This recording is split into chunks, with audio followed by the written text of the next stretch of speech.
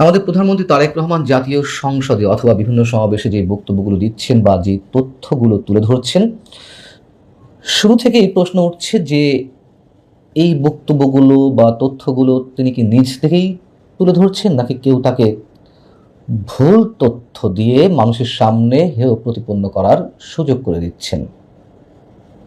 কারণ তিনি যে বক্তব্যগুলো বা যে তথ্যগুলো আমাদের সামনে তুলে ধরছেন, নিশ্চয়ই সব নয়, তার বিশেষ বিশেষ কিছু হয় অসত্য, না হয় ভুল।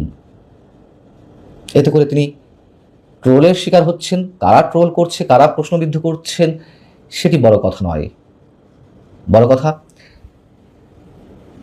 তার অনেকাংশই তো ভুল প্রমাণিত হয়েছে বা অসত্য প্রমাণিত হয়েছে। কিন্তু কেন একজন প্রধানমন্ত্রীর মুখ থেকে এই কথাগুলো বের হবে?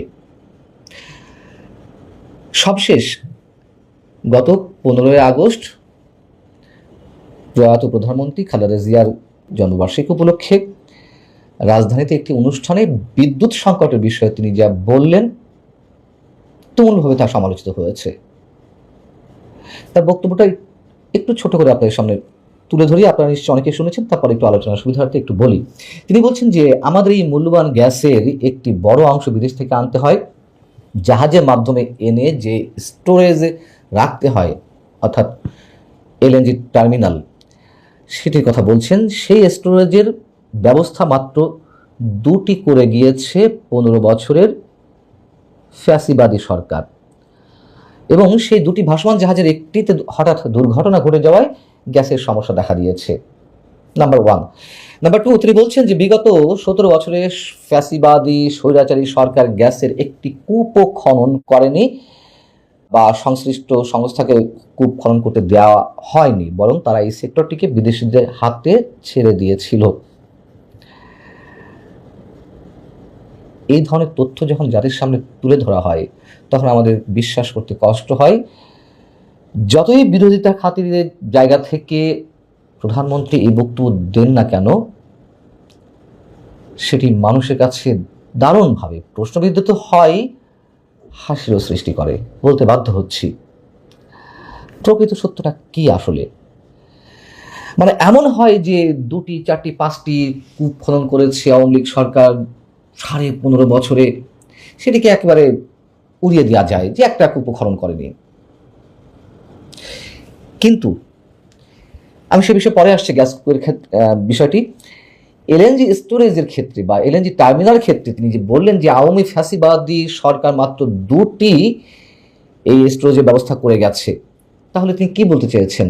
এই মুহূর্তে যে বিদ্যুৎ সংকট, তা শুধুমাত্র এই 2টি এলএনজি টার্মিনাল আওয়ামী লীগ করে গেছে, তার একটি নষ্ট, এ কারণেই যাবতীয় বিদ্যুৎ সংকট। আবার এই 2টিই তো করে গেছে আওয়ামী লীগ, নাকি অন্য কেউ করেছে? তাহলে যেই বিদ্যুৎ সংকটের জন্য ওই এলএনজি টার্মিনালকে অজুহাত হিসেবে দাঁড় করানো হচ্ছে, এই 2টি না করলে কি হতো আওয়ামী লীগ? গ্যাস কূপের ক্ষেত্রে পরিসংখ্যান দেওয়ার আগে একটি কথা বলে রাখি, অবশ্যই আওয়ামী লীগের 15.5 বছরের শাসনের জ্বালানিতে আমরা মোটামুটি আমদানি নির্ভরই থেকে গেছি, কথা সত্য। কিন্তু নিজস্ব উৎপাদন যে কিছু নেই তা তো নয়। এ কথাও সত্য যে আওয়ামী লীগ সরকার জীবাশ্ম জ্বালানিতে গুরুত্ব দেয়নি। সৌর বিদ্যুৎ যে পরিমাণ উৎপাদনের কথা ছিল সেটি পারেনি, সেদিকেও গুরুত্ব কম দেওয়া হয়েছে। মাটির নিচের কয়লা কোন পদ্ধতিতে উত্তোলন করা হবে সে বিষয়ে সিদ্ধান্তহীনতার কারণে কোনো ধরনের কার্যকর কোনো পদক্ষেপ গ্রহণ করা হয়নি, এবং এই বিদ্যুৎ জ্বালানি খাতে অবাধে টাকা লুটপাট করা হয়েছে, হাজার হাজার কোটি টাকা লুটপাট করা হয়েছে, এ কথাও সত্য। কিন্তু প্রধানমন্ত্রী তারেক রহমান থেকে শুরু করে সরকারের সব ধরনের কর্তা ব্যক্তিরা যে একই সুরে বলছে যে গত 17 বছরে আওয়ামী লীগ বিদ্যুৎ খাতে কিছুই করেনি, একটা গ্যাস কূপ খনন করেনি, প্রকৃত সত্য হচ্ছে এই যে 15.5 বছরে আওয়ামী লীগের সময়ে, অর্থাৎ 2009 থেকে 2024 সালের জুলাই পর্যন্ত সেই সরকারটি 155টি গ্যাস কূপ খনন করেছিল, এবং এই যে 155টি গ্যাস কূপ খনন করেছে তার মধ্যে 6টি গ্যাস ক্ষেত্র আবিষ্কৃত হয়েছে, মানে সচল হয়েছে, উত্তোলন করা হচ্ছে গ্যাস। কোন 6টি? সুন্দরপুর, শ্রীকাইল, রূপগঞ্জ, নর্থ ভোলা, জাকিগঞ্জ এবং ইলিশা। এবং এই যে ভোলা গ্যাস কূপ ক্ষেত্রের উদ্বোধন করা হলো, সেটা আমি নিজে নিউজ কভার করতে গিয়েছিলাম যখন আমি মাঠে কাজ করতাম, টেলিভিশনে কাজ করতাম। 2009 সালে যখন আওয়ামী লীগ ক্ষমতায় আসে, তখন গ্যাসের উৎপাদন ছিল 1744 MMCFD। সেখান থেকে উৎপাদন কিভাবে বাড়ানো যায়, আওয়ামী লীগ কিছু উদ্যোগ নিয়েছিল। দেশীয় অনুসন্ধানে জোরদার, এই যে যেমন 155টি গ্যাস কূপ খনন করা হয়েছে। উৎপাদন বৃদ্ধির, নিশ্চয়ই আমরা জানি 2009 সালের আগে 2006 সালের শেষে এসে বিদ্যুৎ উৎপাদনের ক্ষমতা ছিল, বা বিদ্যুৎ উৎপাদন হতো 3200 মেগাওয়াটের কাছাকাছি। সেই 3200 মেগাওয়াট থেকে আওয়ামী লীগ তো 17,000-এরও বেশি মেগাওয়াট বিদ্যুৎ উৎপাদন করেছে এবং সক্ষমতা দিয়ে গেছে 30,000-33,000 মেগাওয়াট বিদ্যুৎ উৎপাদনের। অর্থাৎ অবকাঠামো রয়েছে, আমাদের জ্বালানি থাকলে সেই পরিমাণ বিদ্যুৎ উৎপাদন করা সম্ভব হবে। এবং আমদানির ক্ষেত্রেও কিছু পদক্ষেপ নিয়েছে। এইসবের কারণে করোনা মহামারীর আগে দেশীয় গ্যাস উৎপাদন বেড়ে হয় 1744 থেকে 2750 MMCFD। এবং এই যে শুধু গ্যাস উত্তোলন নয়, গ্যাসের উৎপাদন শুধু নয়, অবকাঠামোগতভাবেও উন্নয়ন করেছে। যেমন যে 2টি LNG টার্মিনালের কথা নিজেই বলেছেন প্রধানমন্ত্রী, সেটিও তো আওয়ামী লীগ করেছে। পাশাপাশি কি হয়েছে যে অনুসন্ধান কার্যক্রম ব্যাপকভাবে মোটামুটি সম্প্রসারিত করেছিল।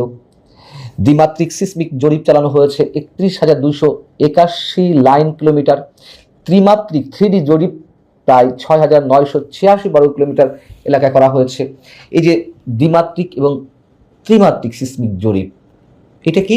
এটি হচ্ছে ভূগর্ভস্থ শিলাস্তর, খনিজ জ্বালানি, তেল ও প্রাকৃতিক গ্যাসের অবস্থান নিখুঁতভাবে জানার জন্য 2টি আধুনিক পদ্ধতি। মানে ভূগর্ভের উপরে প্রচণ্ড শব্দের উৎপাদন করে বৈজ্ঞানিক পদ্ধতি। যাই হোক, সে বিষয়ে বিস্তারিত না বললাম। পাশাপাশি সমুদ্র বক্ষেও, সমুদ্র অঞ্চলেও অনুসন্ধান চালানো হয়েছে। গভীর এবং অগভীর সমুদ্রে 12,642 line kilometre multi client 2D survey সম্পন্ন হয়। আর গ্যাস ক্ষেত্র থেকে গ্যাস উত্তোলনের যে পরিসংখ্যান দেওয়া হয়, যদিও প্রথমে জানিয়েছে 6টি গ্যাস ক্ষেত্র থেকে উত্তোলনের পর্যায়ে নিয়ে যাওয়া হয়েছে। অর্থাৎ 2009 সালে সচল গ্যাস ক্ষেত্রের সংখ্যা ছিল 23টি, আর 2024 সালে আওয়ামী লীগ সরকারের বিদায়ের আগে সেটি দাঁড়ায় 29টিতে।